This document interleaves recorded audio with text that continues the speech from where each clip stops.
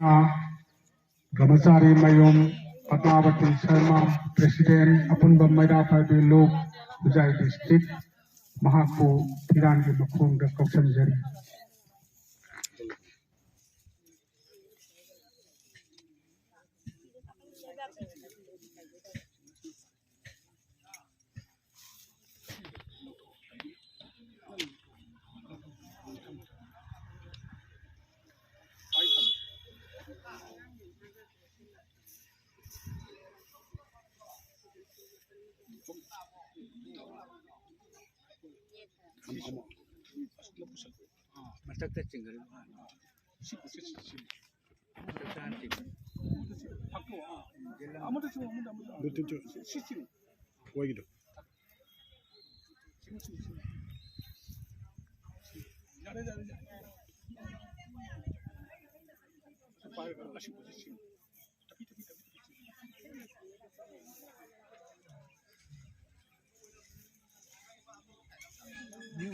Nanda para kantaran kita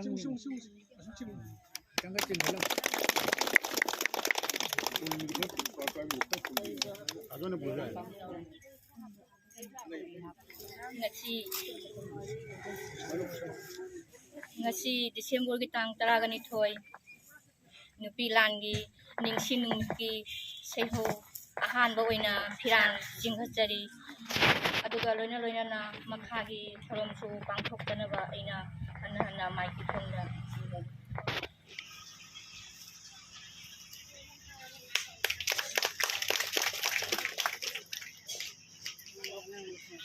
mathangda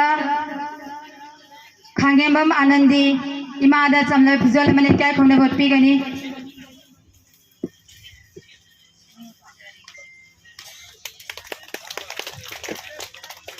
ngangkhom ongbi prabhavati imada chamla phijol mane kai khomne botpi gani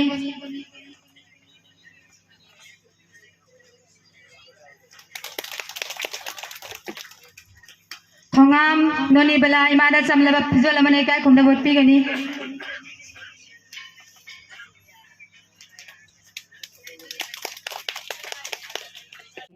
Nupi ki kota thonggadabani amadi nupi nupa right chap managadabani haibagi kholau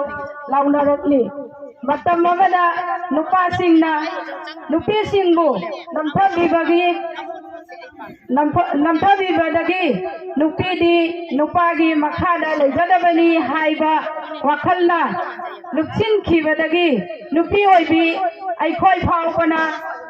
nupana ujauni nupina tangjabi urini khanduna phaklang marina koisinba takhumdagi hendokdaba ngamdana leirakkhibani adubu ngasi makki aikhoigi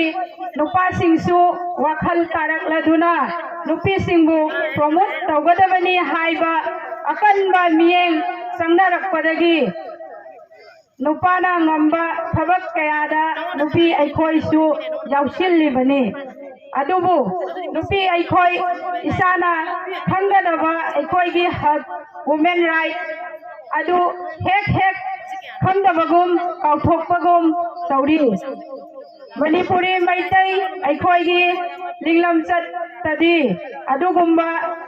nupi aikhoigi hak ado matamdugi lairit matik chana tamhaudabi nupi sing aduna khangnabu oirabasu khangdanabu oirabasu apikpa imung manungdagi hauraga achauba laibak phunai thaugai kayada maitai nupi aikhoina hak adu khangna thauna lauduna laklibani kum kangba thokkhibada laurak pantha poinu thada laibaki angam athausingna khusiamgi saktangba thoghanduna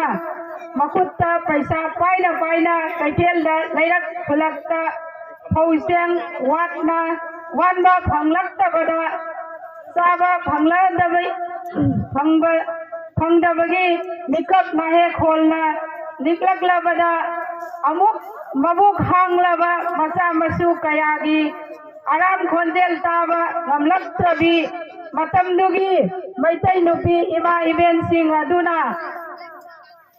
hauruba naidaba mayum dagi makutta pisatem paiduna tholat laga laingak pasingi mafamda mapan lamda seng puthokkiba yaroi rice mill da paisilduna thambiu seng putho rau haina akanba khongjang changchin bada minungsi haitraba sipai sing aduna ima iben sing aduda sanga da takkadaba lisat sattuna maitai nupi sing adugi masadagi anangba ikheng tahankiba numit aduni ngasi khista kumsing lising ama sampan kunthaga mapangi December tang 23 gi maitai nupi gi ani suba nupi lan haiba malemda singtha nariba numit adu Masalaiba BP Nandita Devi da chamlaba phizola bane kai khumna bot bigani Manipur Himalaya ba kiram damdagi lengbi raglebi ikai khumna ningai oraba Imam Khangembam Anandi chamlaba phizola bane kai khumna bot bigani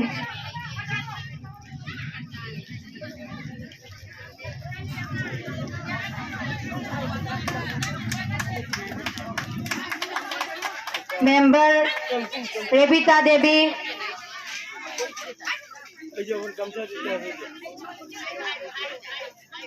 Nandita Mema Simalaima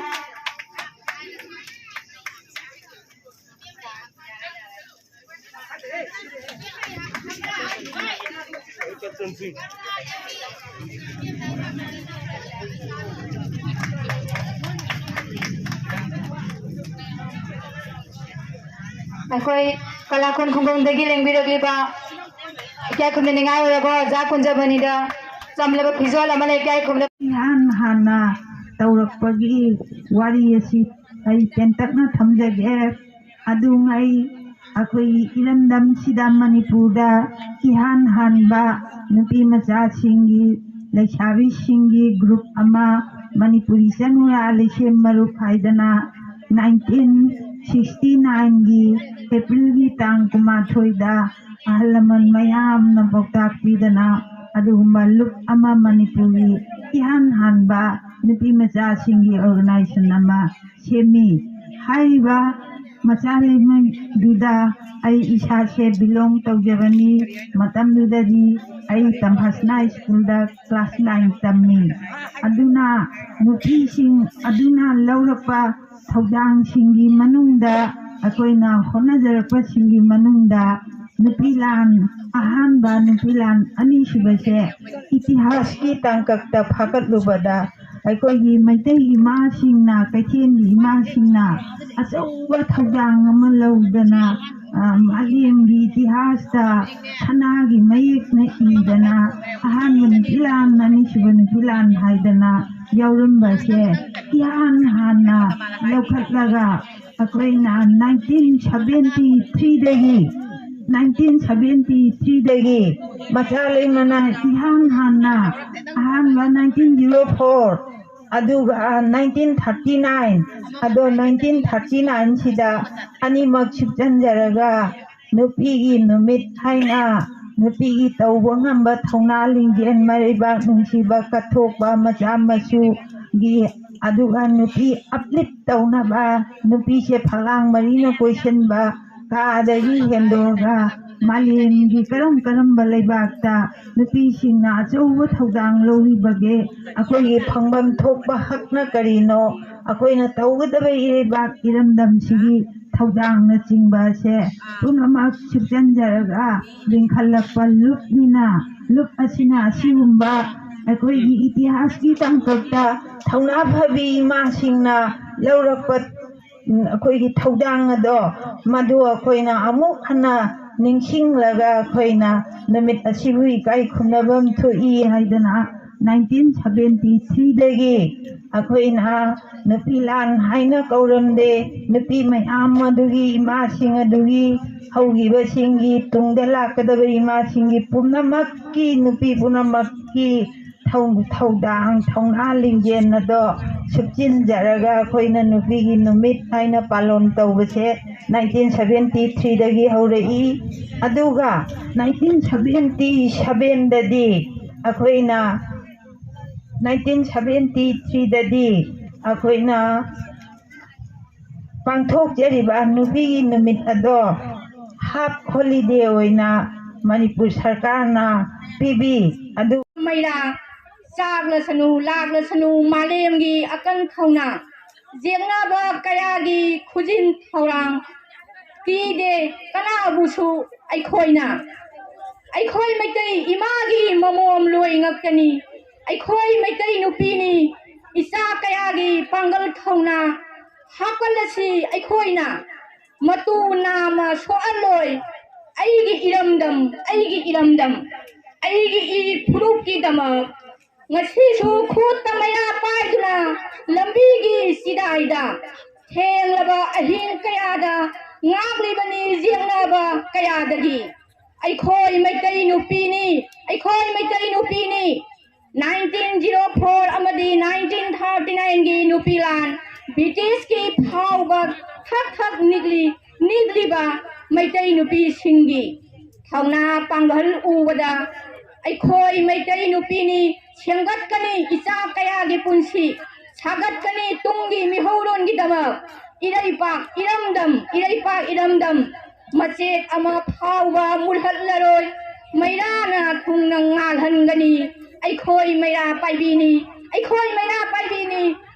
ꯏꯃꯥꯅꯤ ꯑꯩꯈꯣই ꯃꯩꯇꯩꯅꯤ ꯑꯁꯤ ꯍꯥꯏꯔꯒ ꯑꯩ ꯃꯌꯥꯝꯗꯒꯤ ꯕꯤꯗꯥꯏ ꯂꯧꯖꯔꯒꯦ ꯃꯇꯝꯁꯨ ꯌꯥꯝꯅ ꯇꯦꯟꯁꯤꯟꯈꯤꯕꯅ ꯃꯇꯥꯡ ꯑꯁꯤꯗ ꯑꯩꯒꯤ ꯋꯥꯐꯝ ꯑꯁꯤ ꯂꯣꯏꯁꯤꯟꯖꯔꯒꯦ